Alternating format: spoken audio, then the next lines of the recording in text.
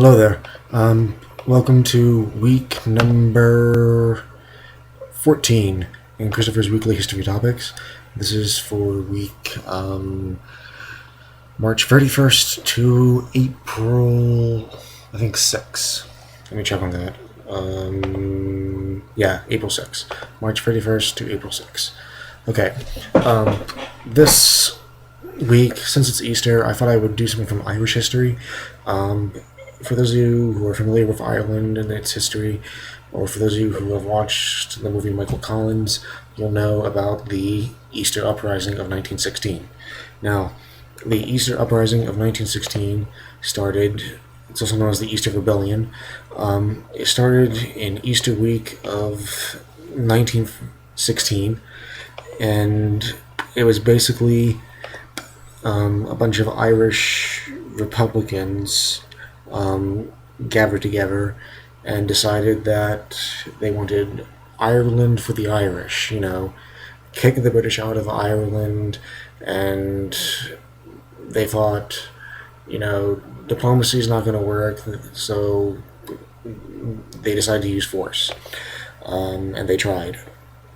So what happened was, this happened in 1916, and if you know your history, you'll know that during this time, World War I was going on. So the Irish knew that, hey, Britain is involved in World War I. They're sending armies to Europe, so they're going to be a little low on men. So, why don't we rise up now while they have all their men in Europe fighting? And so anyway, they created this Irish Volunteers Citizen Army, and basically they wanted, Ireland independent, the whole of Ireland independent from Britain itself. What they do is, actually, even though it's called the Easter Rising, this happened on Easter Monday, not the actual day of Easter. As you know, on the calendar, there's Easter Monday. Places like Canada, Great Britain, they celebrate Easter Monday, the Monday after Easter. That's when this actually happened. It didn't actually happen on Easter Sunday, it happened on Easter Monday. What happened was, on the morning of April 24th, 1916, 1,200 volunteers from the Citizen Army basically take over strong points in Dublin City, and what they do is they gather in some place called Liberty Hall, and the main commander of the Citizens Army is James Connolly. What happens is,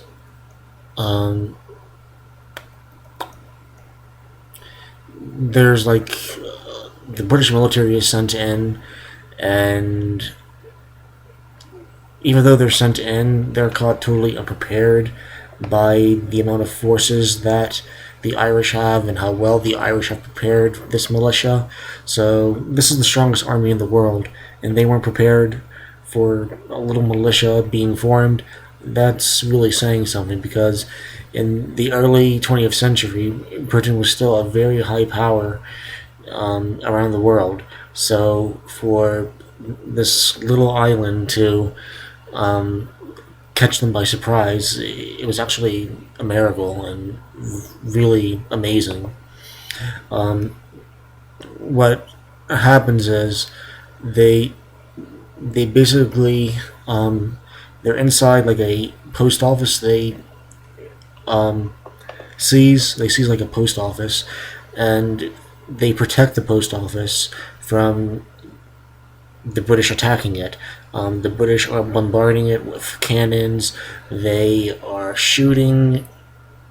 They're shooting on both sides. British soldiers are shooting into the post office to kill the Irish volunteers. The Irish volunteers are shooting the British outside. And it's just a big mess. In the end, though, they are captured, and they eventually surrender. they surrender eventually a few weeks later.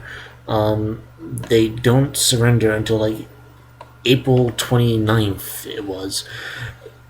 Well, I might have that date wrong, but it was somewhere in April and somewhere after Easter Sunday. They they surrendered, and what happened was, they the ringleaders, a lot of them were executed, and the other um, arrests they made were basically sent to prison, like English prisons, basically.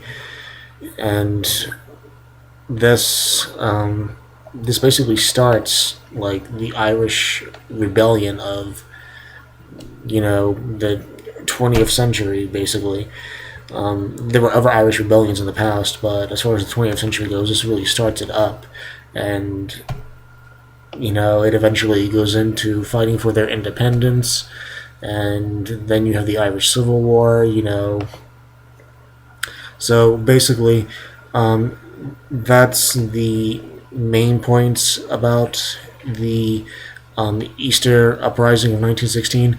I only said a little bit because I only know a little bit about it. I haven't really studied this too in depth because I don't really need to know Irish history that well.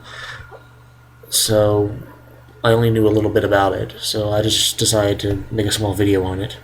So anyway, that's it for this week. And for those of you who do celebrate Easter, have a happy Easter.